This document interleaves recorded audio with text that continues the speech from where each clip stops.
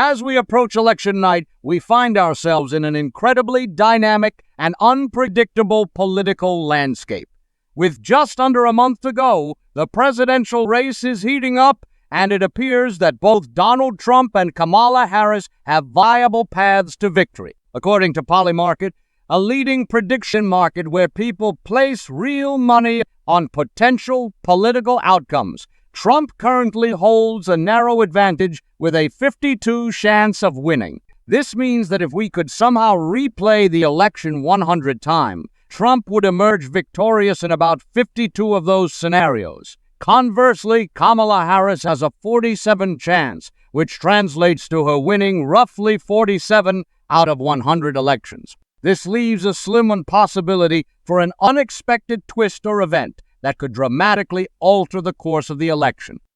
These odds are intricately tied to the performance of each candidate in crucial battleground states, which will ultimately decide the election outcome. Polymarket offers individual prediction markets for each of these pivotal states, allowing us to delve deeper into the betting dynamics surrounding each one. In this video, I'm going to break down the odds in these battleground states and share my insights into why they're rated as they are. It's essential to understand that prediction markets like Polymarket often outperform traditional polling methods. While polls merely capture a snapshot of public opinion at a given time, prediction markets reflect the collective judgment of individuals who are willing to stake their money on their beliefs about future events. This financial investment provides a layer of credibility to these predictions, as people are not just expressing what they hope will happen, but rather what they genuinely believe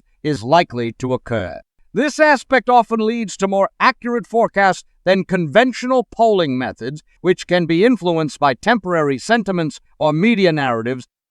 Let's kick off our analysis by looking at the safe states where either Trump or Harris is overwhelmingly favored to win. In these states, the odds of either candidate securing victory exceed 95, leaving little doubt about the outcome.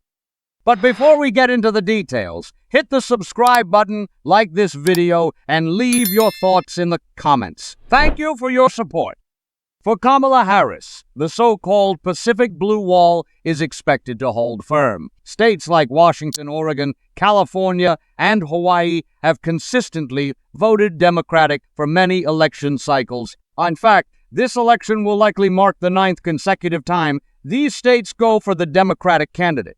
Additionally, Harris can confidently count on Colorado, which has transformed into one of the most reliable Democratic strongholds in the nation. Illinois also remains a safe haven for Harris, as it has a long history of voting Democratic. Moving to the Northeast, Harris is practically guaranteed to win New York, Vermont, Massachusetts, Rhode Island, Connecticut, New Jersey, Delaware, and Maryland. In 2020, Joe Biden carried all these states by margins of at least 15 points, solidifying their status as safe territories for Harris.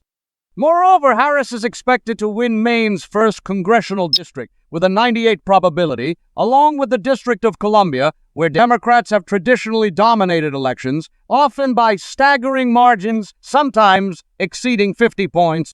Turning our attention to Donald Trump's safe states, it can also count on a strong set of victories in regions that have been reliably Republican for decades. States like North Dakota, South Dakota, Montana, Idaho, Wyoming, and Utah are virtually guaranteed to go Trump's way. Additionally, Trump has solid control over Nebraska's statewide vote in its 1st and 3rd congressional districts.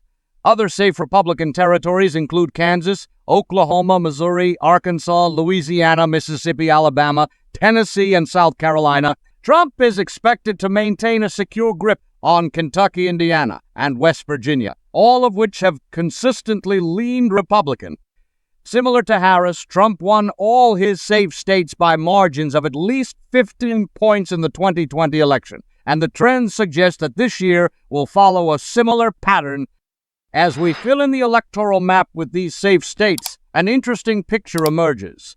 Harris takes an early lead with 191 electoral votes, while Trump sits at 122. This leaves a substantial 225 electoral votes still in play across 17 more competitive states, which will ultimately determine the election. Next, let's explore the likely states where either candidate has an 80 to 95 chance of securing victory. While these states favor one candidate strongly, there's still a possibility for Kamala Harris. Minnesota stands out as a likely state. This is significant since her running mate, Tim Walz, serves as the state's governor.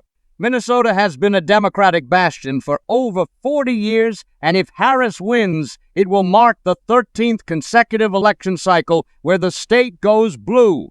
Biden won Minnesota by 7 points in 2020, and the current prediction markets give Harris a 92 chance of holding on to it in this election. However, that 92 figure may be a bit overly optimistic. Recent polling shows Harris leading by less than 5 points on average, with some polls indicating her lead could be as slim as 3 points. Given that data, I would personally assess her chances as being closer to 80, which would place Minnesota in the lean category instead of likely. While it's still very probable that Harris will win Minnesota, it's important to acknowledge that the race could be tighter than many anticipate. New Mexico is another state leaning toward Harris. In 2020, Biden secured New Mexico by 11 points, and the prediction markets indicate Harris is favored to hold on to it as well. She has a 92 chance of winning the state, which aligns with her current lead of over 8 points in the polling average. In fact, 2 out of the last 4 polls show her with double-digit leads, making New Mexico appear quite secure for the Democrats this year. Harris is also likely to win Nebraska's 2nd congressional district.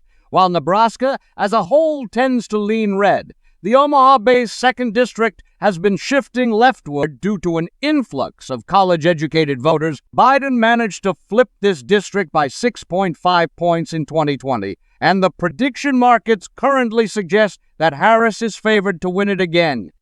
Next up is Virginia, where Biden won by a double-digit margin in 2020. Although this year's race is somewhat more competitive, Harris still holds a robust lead. The latest polling average shows her ahead by approximately 4.8, with the prediction markets giving her an 88% chance of winning the state. This assessment feels accurate, but it's evident that Virginia could turn out to be closer than expected. Harris is also likely to maintain her foothold in New Hampshire and Maine in New England. These states represent the only competitive areas in an otherwise Democratic-dominated region. Biden won New Hampshire by 7 points and Maine by 9 in 2020, and the polling data suggests Harris will likely win both by similar margins this time around. Now, shifting gears to Trump's likely states. Let's start with Alaska, where he is almost certain to win. The prediction markets give him a 91 chance, which aligns with Alaska's long-standing trend of voting Republican for over 60 years. Although Trump's margin of victory in 2020 was the narrowest for a Republican in decades, the state remains solidly red. In the Midwest, Trump is expected to secure wins in both Iowa and Ohio. These states, once considered essential swing states that voted for Barack Obama in 2008 and 2012, have shifted significantly to the right. Trump won both by at least 8 points in the last 2 elections, and current predictions give him a 93 chance of winning Iowa and a 92 chance of taking Ohio this year. Trump is also favored to win Maine's 2nd congressional district, one of the most rural and predominantly white areas in the nation. He carried this district by a 7-point margin in 2020, and the prediction markets estimate his chances of winning it again at around 80. Looking down south, Florida has emerged as another strong state for Trump.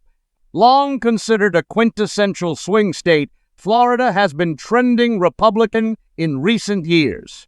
Trump won the state by a 3.4-point margin in 2020, and current betting markets show him with an 86 chance of winning it again. Given Florida's significant electoral vote count of 30, it represents a vital target for Trump.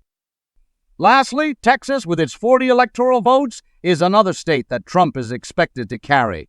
Although urban areas in Texas have been moving leftward, the state remains solidly Republican overall. Trump is given an 89 chance of winning Texas, making it slightly more secure than Florida in the prediction markets.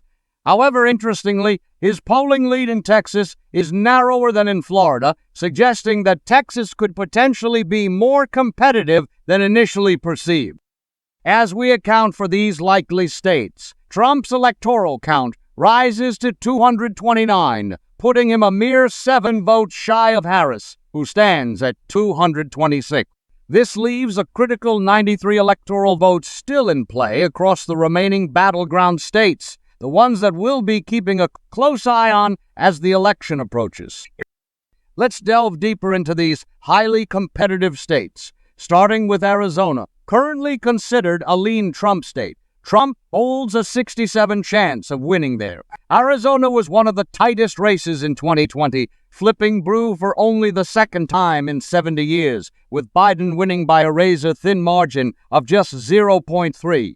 The significant demographic shifts in Maricopa County, which encompasses the Phoenix metro area, have contributed to this change. Nevertheless, Arizona remains fundamentally Republican. At present, Trump leads the polling average by about 1.4, which the prediction markets are accurately reflecting.